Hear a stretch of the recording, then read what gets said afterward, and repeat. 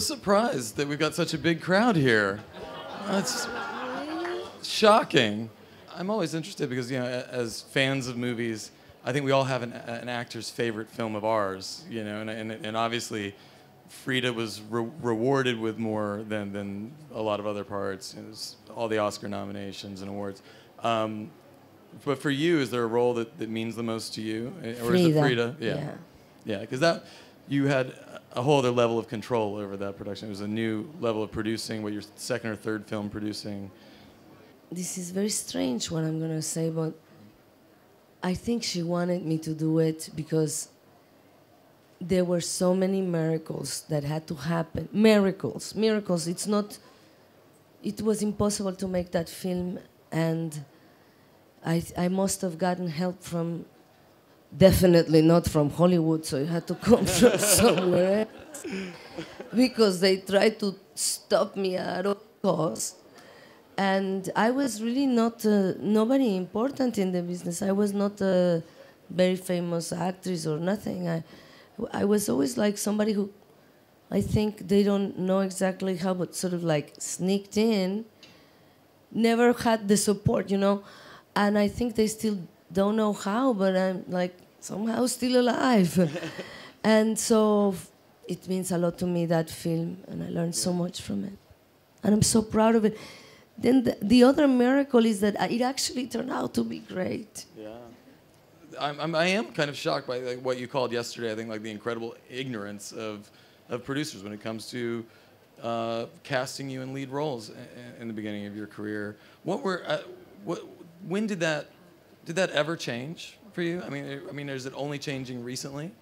I think that between the fact that I live in Europe now and I have very strict rules about where I work.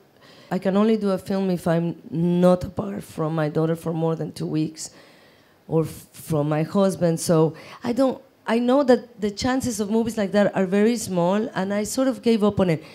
And all of a sudden, they keep coming. It keeps sort of like falling in the right place. The September of Shiraz was a friend that wrote the script and always had me in mind, and a friend that saw me fight for Frida because he used to be working at Harvey Weinstein. And Matteo Garrone, who one day just picked up the phone and called me because he had me in mind on his own. Yeah, well, let's talk about this film because it's you know, it's got to be the wildest film that's screened so far here at Cannes. Salma plays a sort of a queen who's an extreme. Yeah, don't forget that part. Yeah. That one clear. An extreme sort of character who is dying to have a child, so much so that they look for sort of a magical solution, and she forces or strongly encourages the king to go slay. No, he volunteered he's down with it too, right? on his own. To go slay a sea monster, an albino sea monster, take its heart out, and have a virgin cook it for your character. When you read those pages of that script, what's going through your mind? You know, when I read a script, I don't look at the words. I immediately in my head, I see the images. Yeah. And I did not know this visual language of Matteo, but I did know that Matteo is very, very good at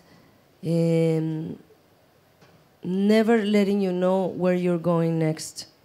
The Prophet is a rough segue. It's a very different sort of film. No, not that there's some similarities. Why was this something you decided to I mean, this is a huge project. Why take on this? Yes. I want to make this film because many reasons. One of them,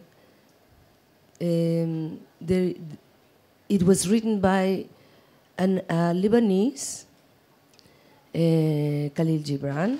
He wrote this book, The Prophet, Kahlil Gibran, who was Lebanese, who sold more than 100 million copies around the world. It's a philosophy book, but it's simple philosophy about the simple things of life that bound us together, like eating and drinking, or children, or love, or marriage, or death.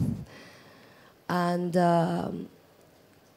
I think this is like 4 years ago, I felt it was important to show that there was an Arab writer who came up with a philosophy that went beyond religion, that it's inclusive of everyone, it has no creed, and it goes to the profound and simple place where we're just all the same because we are humans and we feel and we care for our children and we care for our life and we ponder upon death.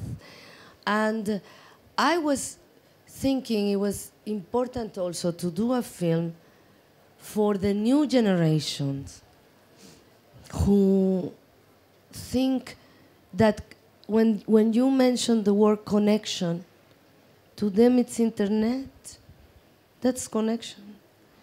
And this ability to connect with other human beings, it's becoming weaker and weaker.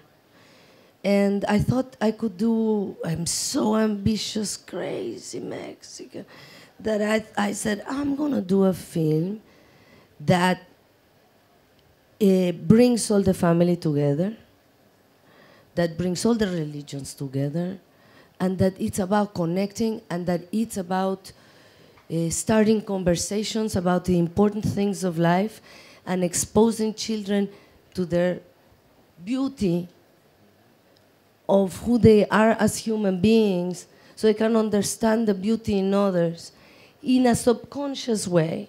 Because this is when you have to remind them, you are precious, you are human, you are eternal. And to remind the parents of these concepts too.